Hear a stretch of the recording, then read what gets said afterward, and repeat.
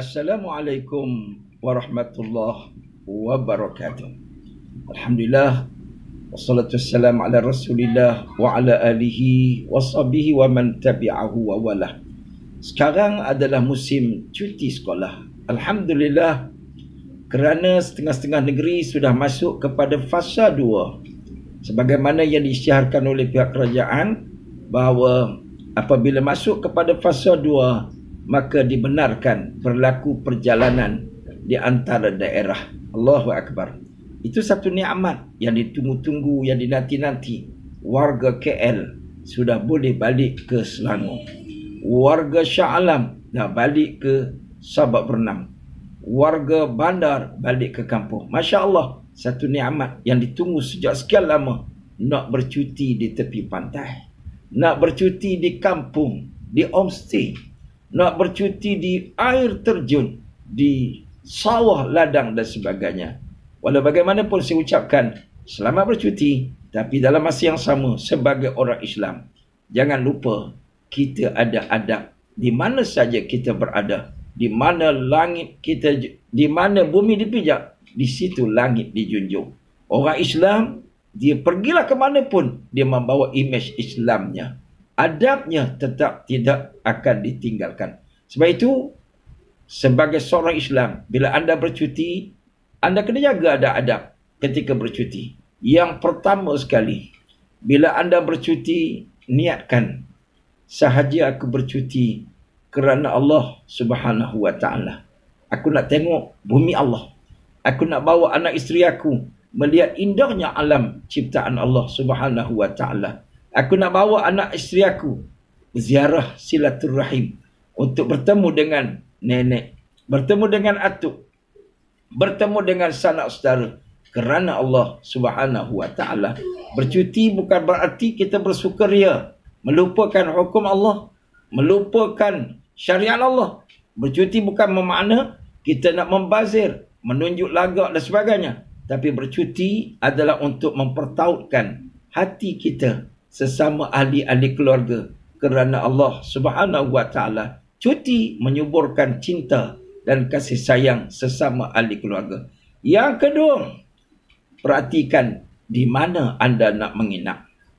Allahu Akbar. Di mana kita nak menginap? Di mana kita nak menginap? Orang Islam menjaga tempat yang dia nak menginap. Dia akan pastikan tempat itu bukan tempat maksiat. Qasad, tujuan tempat dia nak menuju itu bukan seperti mana golongan yang tidak yakin akan akhirat. Dia bawa anak isterinya ke tempat yang ada barakahnya. Jadi pastikan tempat mana kita nak menginap. Apa sebab kita pilih tempat tersebut? Nak melihat alam yang mengingatkan kita kepada kebesaran Allah Subhanahu wa ta'ala. Masya Allah, pastikan kita bawa ke tempat yang boleh menyebabkan kita merasa kagum akan nikmat Allah, merasa kagum dengan bumi yang indah yang diciptakan untuk kita oleh Allah Subhanahu wa ta'ala. Ucapkanlah subhanallah, masya Allah, alhamdulillah bila sampai ke tempat-tempat yang terbaik, yang tiada mungkar dan maksiat kepada Allah Subhanahu wa ta'ala. Yang ketiga, pastikan di dalam perjalanan kita tidak abaikan tanggungjawab sebagai hamba kepada Allah Subhanahu wa ta'ala. Didik anak-anak kita dengan salat qasar dan jamak. Pastikan kita jaga bersama-sama dengan anak isteri kita salat berjemaah. Ada di antara kita, sebaik saja bercuti, sudah diabaikan tanggungjawab untuk berjemaah. Sebaik saja bercuti, sudah abaikan, malah yang lebih dahsyat, dia abaikan tanggungjawab menunaikan solat fardu. Alasan kita cuti, alasan kita bersukaria. Allahu Akbar. Cutilah ke mana pun bumi Allah. Di mana saja kita pijak bumi Allah, di situ kita junjung syariat Allah. jaga ibadat. Alangkah indahnya, alangkah cantiknya pemandangan bagaimana keluarga-keluarga ini berhenti di satu tempat di mana ayahnya menghamparkan tikar menjadi imam untuk anaknya. Sekarang zaman pandemik, yang endemik ini kita tak bolehlah macam dahulu berpusu-pusu di surau, beramai-ramai. Mungkin itu tak dapat kita lakukan seperti dulu. Kita boleh bawa tikar, pergi berhenti di bawah pokok atau di tepi pantai atau di mana saja, kita solat berjemaah bersama dengan anak dan isteri kita. Subhanallah. Jadi jagalah ibadat di mana saja kita berada. Yang keempat iaitu pastikan kesucian tempat kita menginap.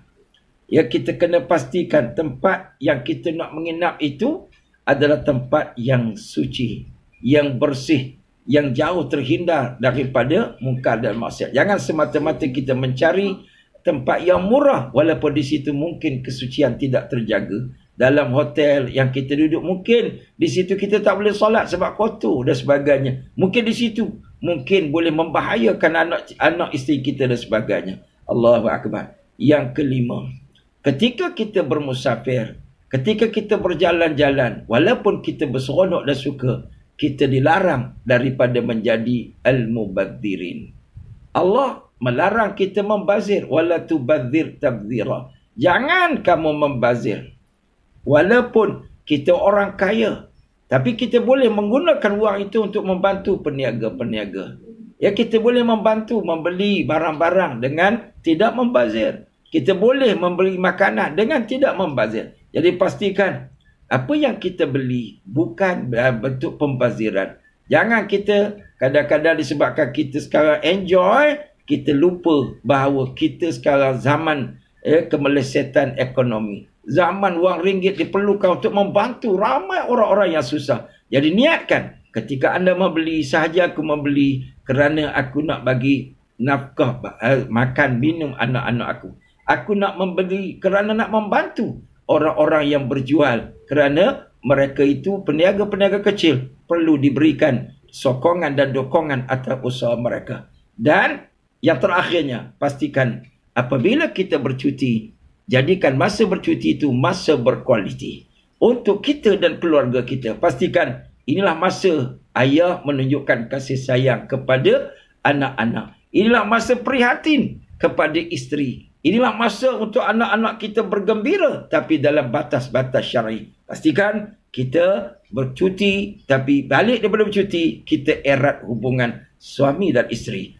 Erat hubungan di antara keluarga kita, masa berkualiti, di mana kita kenal hati budi, kita kenal isi hati, kita gembirakan mereka, berikan peneguhan di atas usaha mereka, belajar di atas usaha mereka, bertukar lumur selama ini. Hadiahkan cuti ini sebagai tanda hati kita yang suci. Sekian, terima kasih. Assalamualaikum warahmatullahi wabarakatuh.